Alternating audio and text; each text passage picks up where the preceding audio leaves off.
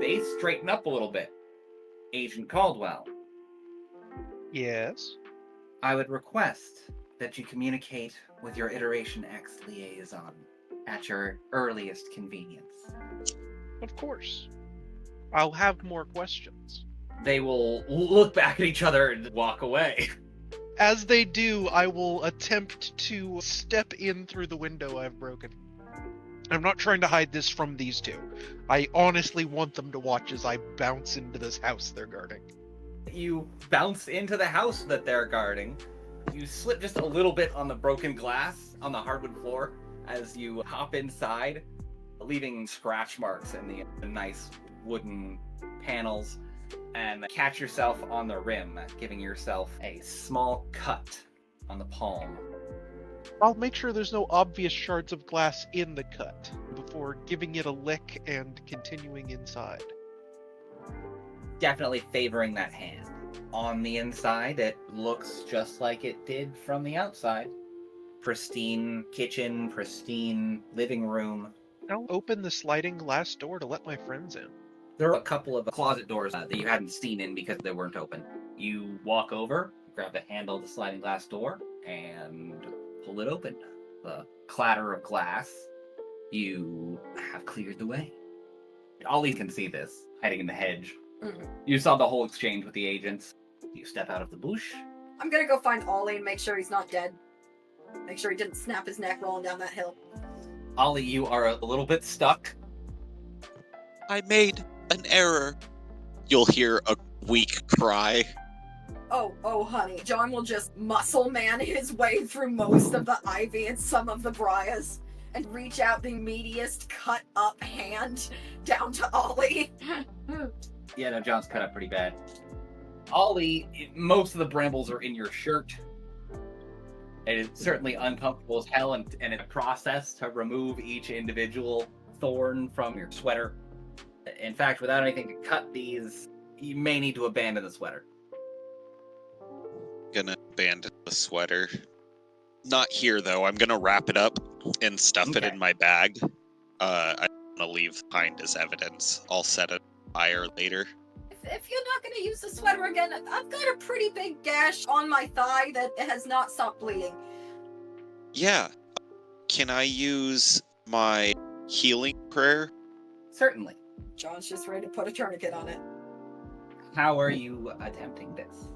I'm trying to do it subtly. I'm not trying to fully heal the wound, but I'm trying to stop the bleeding and alleviate some pain.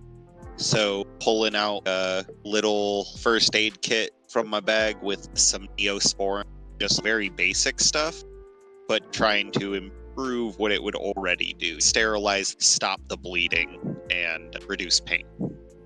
You did, in fact, think to pack a first aid kit. You are wrapping the leg in bandages, stemming the bleeding. I know John is pretty uncomfortable about the whole magic thing, so I'm mostly just doing basic first aid. All right, having bandaged John up a little bit, you'll step in. Does it look the same as it did from the outside? Indeed. Well, now there's some broken glass in it, but beyond that, yeah. Other than the broken glass, it still looks the same. Also the cinder block. New addition, I like it. It may be worth, after searching through here, just waiting to see if anyone comes to repair the shit that we did. Against that, makes some sense. Is there a TV in the house? Because if so, we should turn that on. There are two, according to the pictures. One upstairs in the bedroom, one in the living room. You can see the one in the living room. We should turn those on. Let's see. The one in the living room would be too visible. You head on upstairs, leaving footprints in the carpet as if it was just freshly vacuumed. You know how a freshly vacuumed carpet, you step on it, So leaves good. your footprints. Oh. I know it'll be vulgar, but I think I'm going to try to fix that before we go out. Ollie runs upstairs, to presumably where the bedroom is. John and Betsy. Following? I'm waiting by the front door. I'd like to start to prepare a casting of Nothing to See here, in case somebody does come up to the door and wants to investigate. I'm preparing to answer the door and use the magic that tells them they're no longer interested. First, I'm modifying my identification to show a normal press pass, and I'm getting myself a little cleaned up and really running through lectures on my authority, drawing on the body language skills I learned as a black suit. Coaching yourself, a little rehearsal of what stuff you're going to say, adjusting your ID. You've got 10 successes built up, and you are hanging it. I'll stay by the door. I'm ready to do this. It has a television and a computer upstairs. The bed is neatly folded, neatly tucked. John, you notice the same thing that Ollie does. The carpeted stairs look freshly vacuumed. Your shoes leaving footprints in unbesmirched carpet as you follow Ollie into the bedroom. Ollie, you see the TV, the bed, the computer, a closet, and the master bathroom. Really? Wow. As you walk in the room, there's something weird about the carpet. There are only 4 footprints behind Ollie. So, like, they're being swallowed after so long? Yeah, there's only 1 trail of footprints behind you. I'm going to pick Ollie up for a second. Not high, but just enough to get your feet like 3 inches off the floor. When I turned around, I noticed there was only a set of footsteps. That's been going through my head this entire time, dude. When there were no footprints, that was when Mothman carried me. Yes. Yes. With his wings of love. No footprints, only a trail of blood. Mothman has been satiated once again. Don't you mock my moth husband. With some experimentation, they disappear when you're not looking.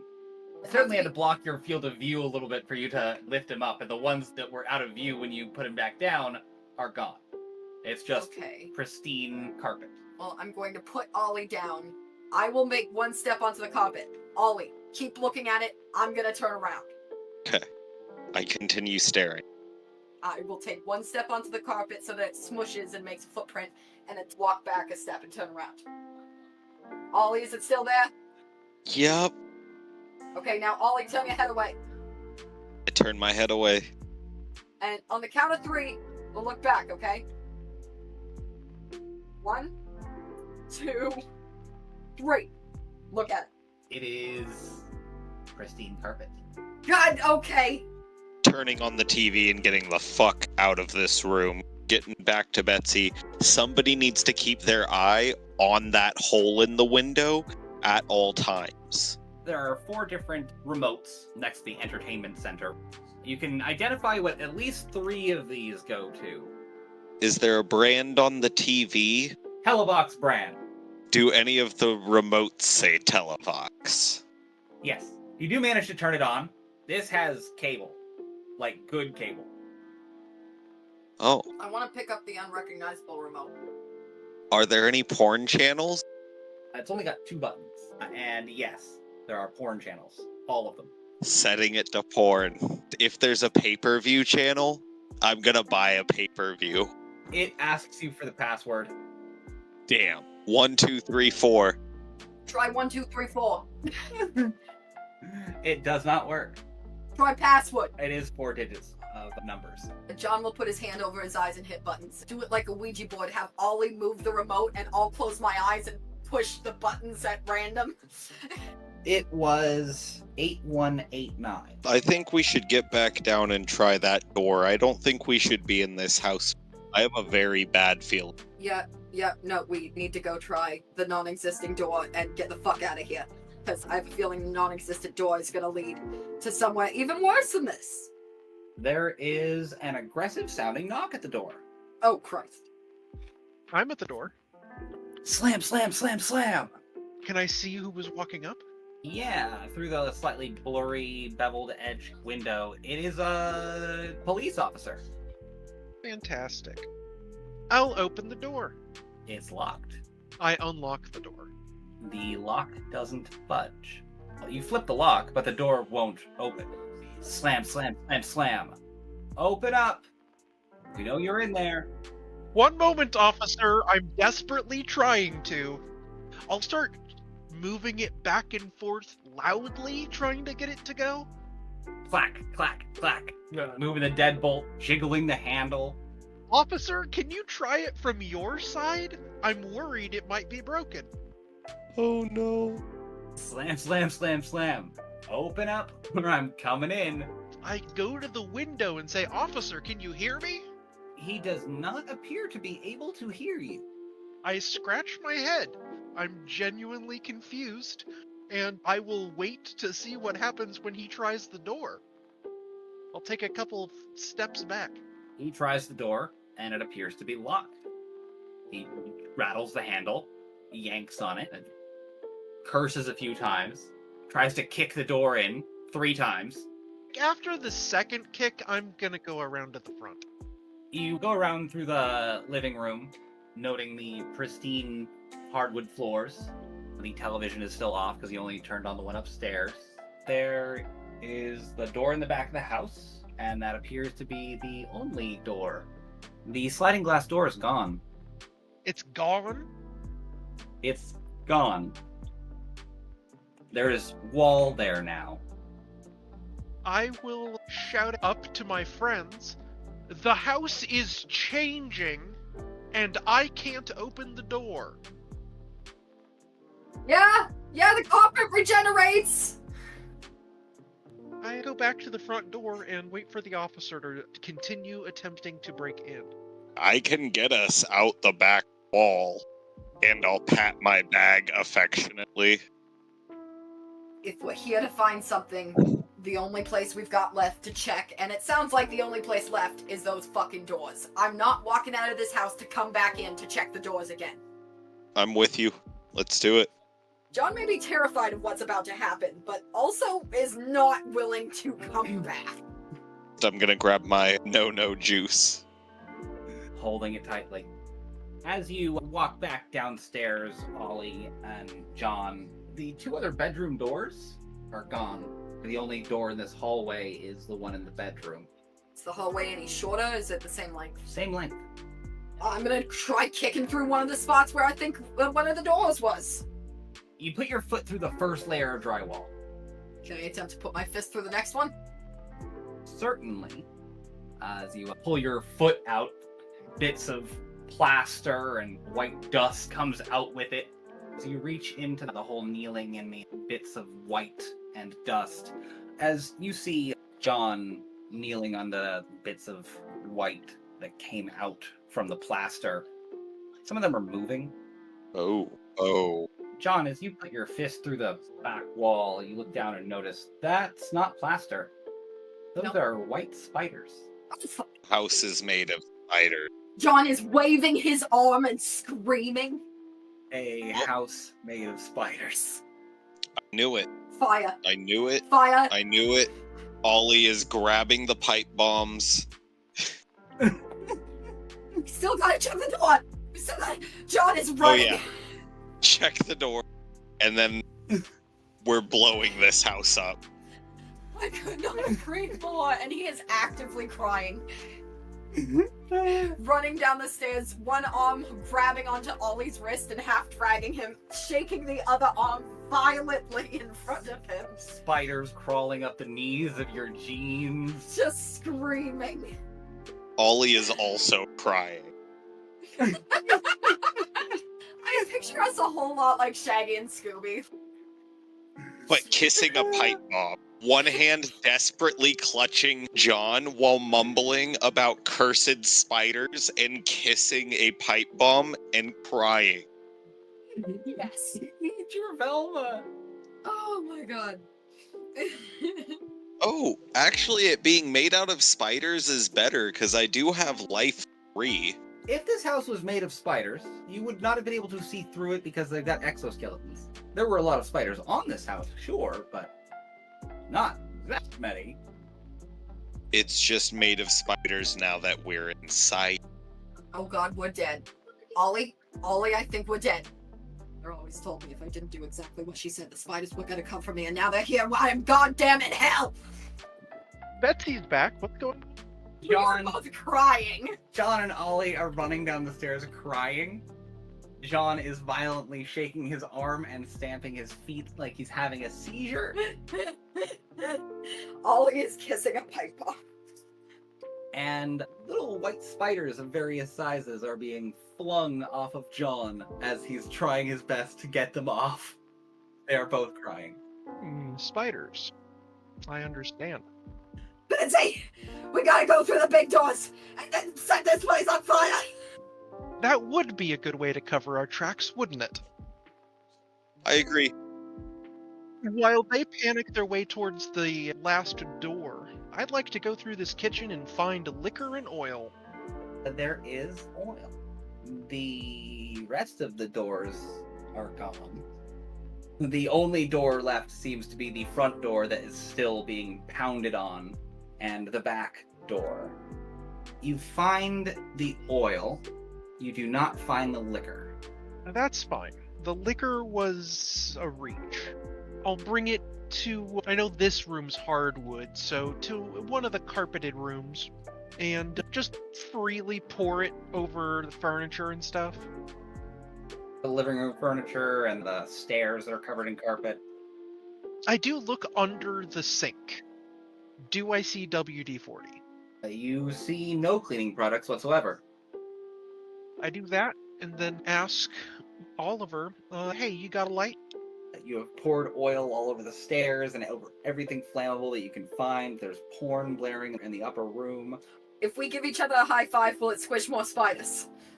No, you think you've got all of them off you. You hope you've got all of them off you. I've got all of them off me.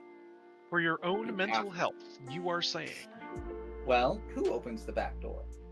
I think at this point it's probably John.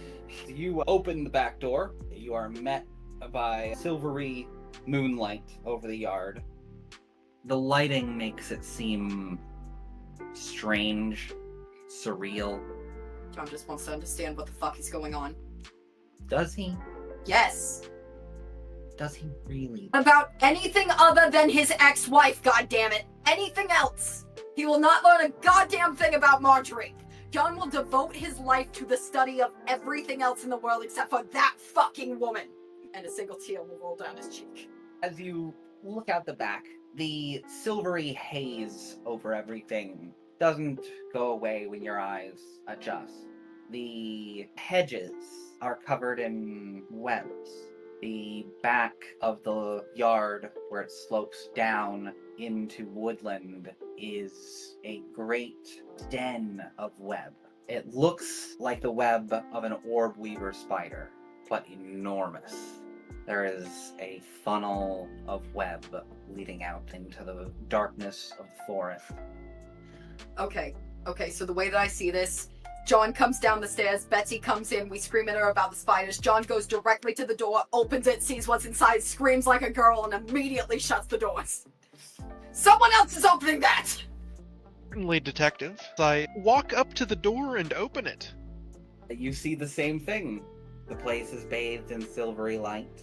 The great funnel web.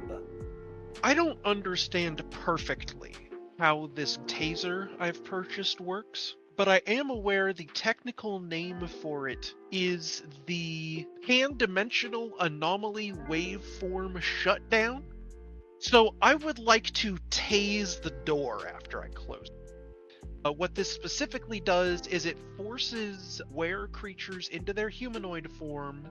If I use it against a materialized spirit, it does aggravated damage.